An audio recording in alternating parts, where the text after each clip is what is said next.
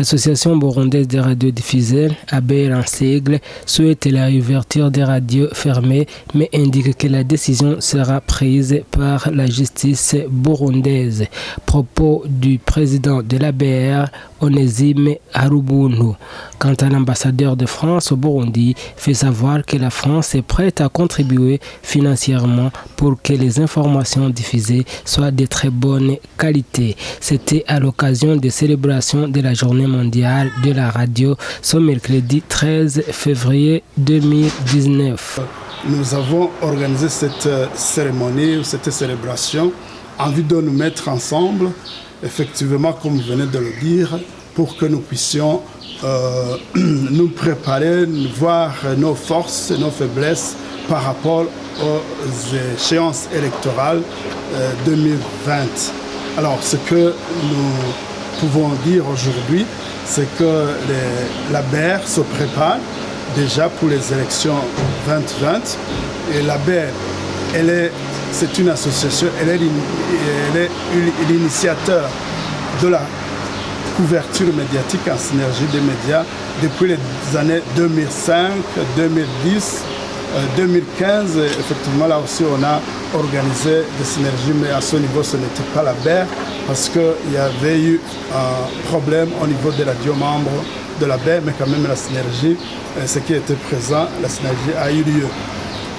Donc, c'est pour dire que si nous avons maintenant devant nous cet événement aussi important en rapport avec les élections 2020, l'ABR n'a pas de moyens, c'est pourquoi nous sollicitons le soutien financier et matériel au niveau du gouvernement, au niveau des partenaires et à tous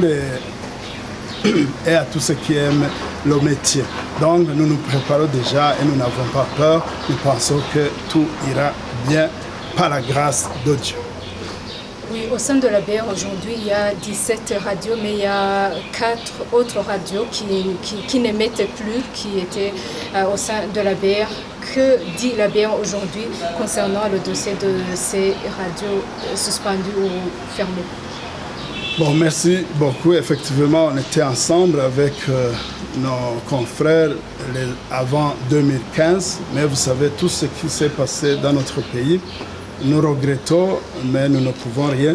Nous savons sûrement que le dossier est en justice. Nous demandons à ce que la justice puisse faire son travail et que ces médias puissent réouvrir et continuer à fonctionner et que la population puisse recevoir l'information et écouter le média qu'ils préfèrent.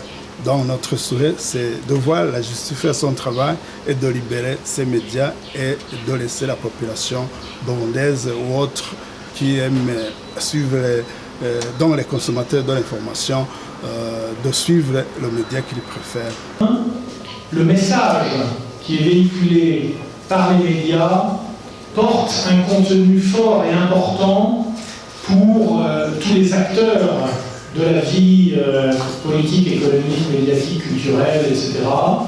Et cela montre combien est grande la responsabilité des opérateurs des milieux de la profession journalistique dans l'information du public.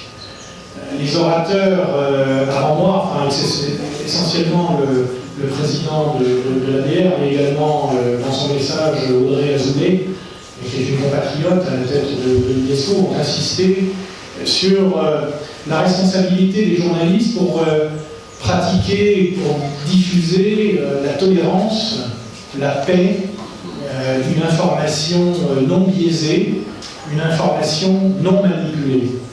À l'heure où les nouvelles technologies, notamment numériques, où la diffusion des messages par les réseaux sociaux se traduisent de plus en plus par ce qu'on appelle en français, en bon français, les fake news, au moment où il devient tellement aisé de manipuler les messages, de manipuler le son, de manipuler les écrits et les images, et même, je regardais hier sur Twitter un reportage du journal Le Monde sur la manipulation des images, où l'on peut mettre dans la bouche de n'importe qui, dans des images, des films de n'importe qui, leur faire tenir des propos qu'ils n'ont jamais tenus.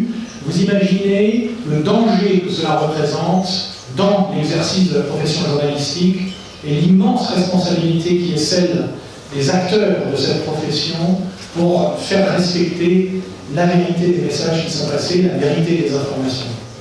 Au moment où le Burundi commence à se préparer à la prochaine période électorale, nous, les bailleurs de fonds, nous sommes là, à vos côtés, pour vous aider à vous préparer également à cette période.